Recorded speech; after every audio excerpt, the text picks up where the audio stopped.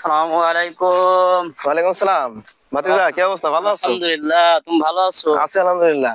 আচ্ছা ভাতিজা, কয়দিন থেকে একটা জিনিস লক্ষ্য করতেছি হ্যাঁ, বলো যে কি জিনিস? চারিদিকে এই যে শুনতেছি স্বৈরাচার দিল্লি গেছে, রাজাকাররা নাকি পিন্ডি যাবে, কিন্তু ওই যে চাঁদাবাজ যারা করতেছে, চাঁদাবাজরা কোথায় যাবে বলো তো একটু শুনি। চাঁদাবাজদের বিষয়ে আল্লাহ পাক রব্বুল আলামিন সূরা বাকারার 188 নম্বর আয়াতে বলছে, ওয়ালা তাকুলু আমওয়ালাকুম ওয়া বাইনাকুম বিল বাতিলি, অর্থাৎ তোমরা যারা অন্যের সম্পদ গ্রাস করছো অন্যায় ভাবে, তাদেরকে স্থান কিন্তু জাহান্নামেই হবে।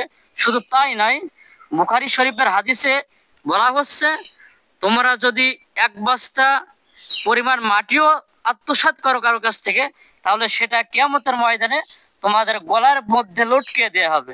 তাই আমাদের উচিত হবে অন্যায়ভাবে চাঁদাবাজ না করা, কারো সম্পদ নষ্ট লুণ্ঠন না না করে করা, লুণ্ঠন না করা, চাঁদাবাজের বিরুদ্ধে প্রতিবাদ করা। এই তাহলে হচ্ছে চাঁদাবাজদেরই তো শাস্তি বেশি হবে, অবশ্যই তাই না? অবশ্যই চাঁদাবাজদের আচ্ছা, আচ্ছা। শাস্তি দুনিয়াতে বেশি, এবং আখিরাতে আখিরাতেও বেশি। বেশি। তাই আমরা চাঁদাবাজি না করি। চাঁদাবাজি না করি।